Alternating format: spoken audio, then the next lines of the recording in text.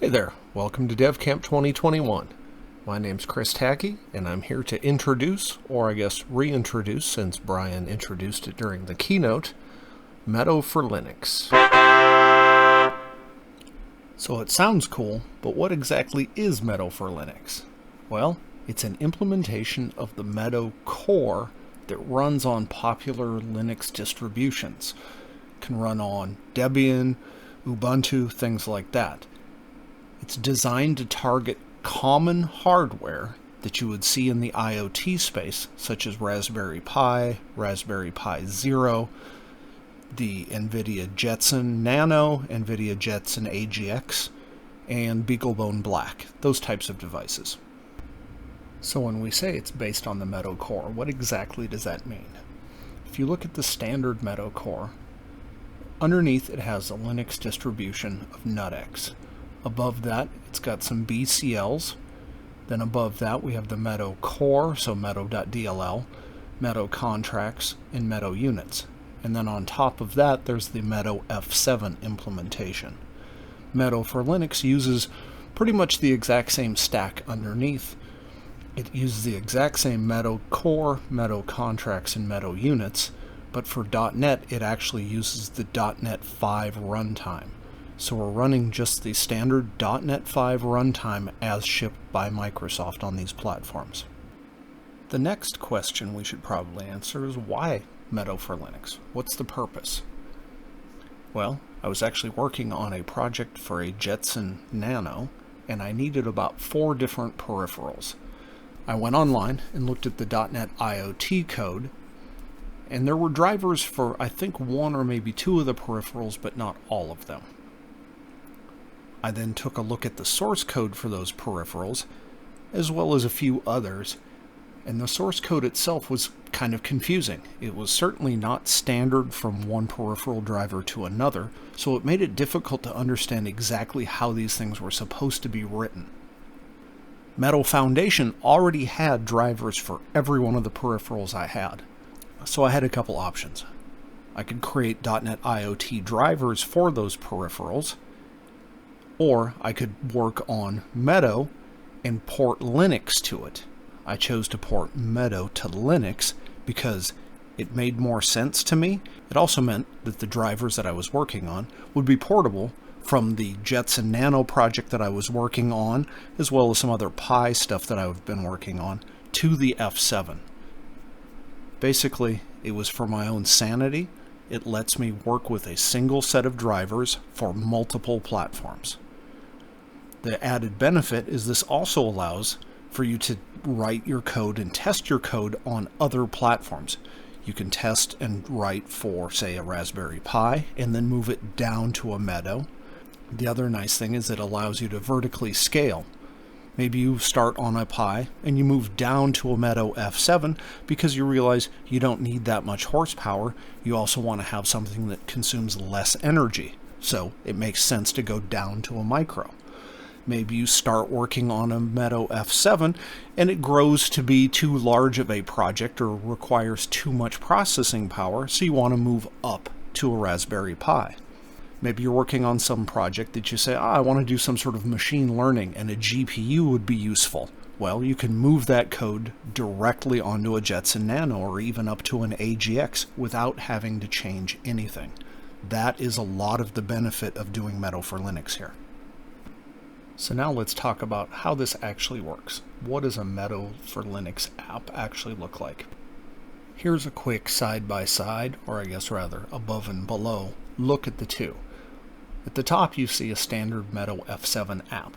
The app class itself is defined with the platform, the F7 Micro.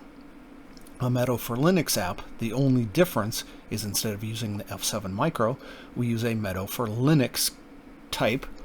And then inside that type, it actually takes another type that is the pinout of the hardware that you have, because things like the Raspberry Pi and the Jetson Nano have slightly different pinouts. But really, that is the primary difference. There are some other small differences, like you can see here. When we're creating this BME 280, we send in an I2C bus. And the I2C bus on the Meadow F7 versus the Jetson or the Raspberry Pi are actually a different index. On the F7, the default when you create the I2C bus is bus 0. It's a default parameter here. When you're using the Raspberry Pi or the Jetson Nano, you actually have to use bus 1 because for some reason, bus 0 doesn't even exist on those platforms. But that's the only difference. Let's take a look at what this looks like in practice on some actual code though. You see here we have our Meadow app class, which derives from app. Very familiar, but instead we're using this Raspberry Pi pinout type for our Meadow for Linux. Otherwise, this looks very, very much like a F7. We have our device.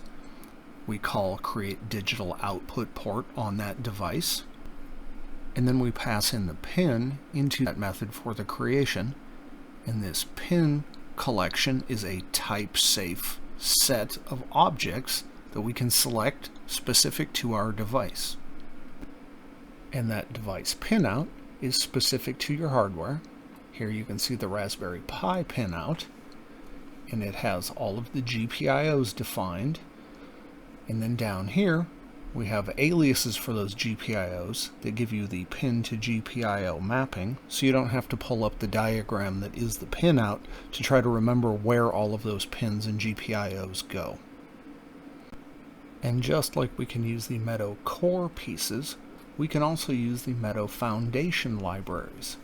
Here you can see we're using the core to create a digital input port, and then we pass the digital input port into a Meadow Foundation push button. Works just like it would on another platform.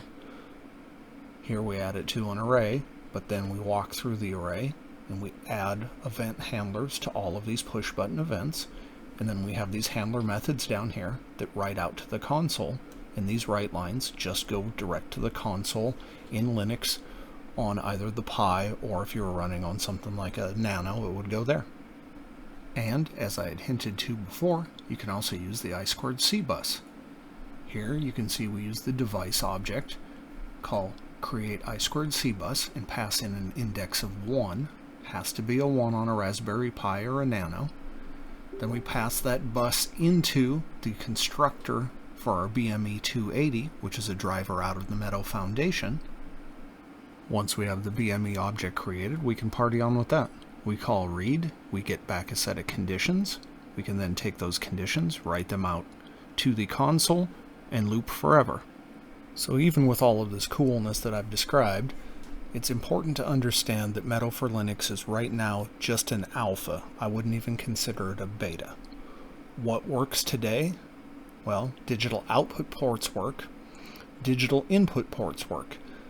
Currently, these are using the sysfs driver, so it's got limitations. You can't use interrupts, you can't use resistors. There are plans to move it to a character driver, which will allow us to get interrupts and resistors and things like that, but that is not yet done.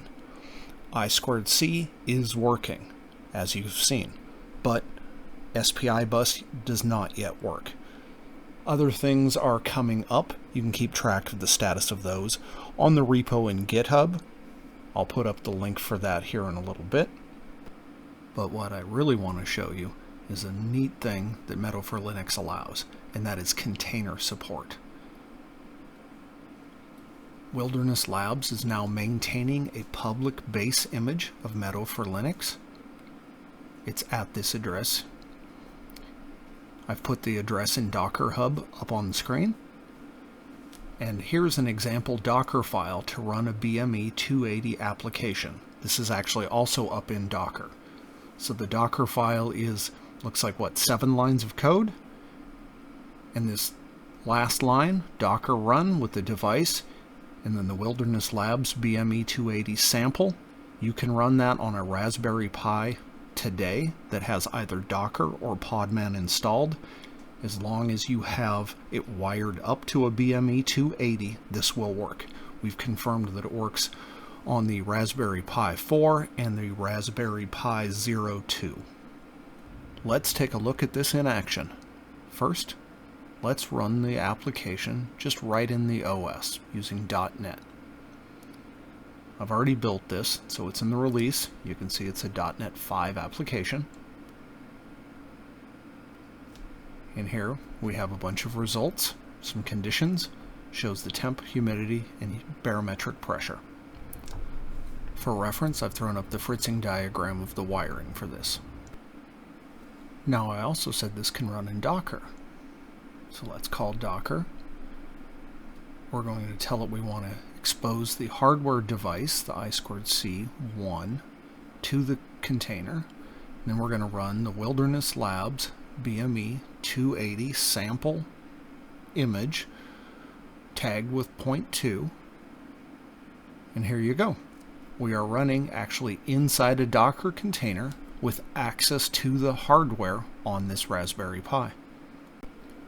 But wait, there's more. Since we have a Docker container, we can even do Docker Compose. Simply call Docker Compose up with our Docker Compose file, and here it brings it up.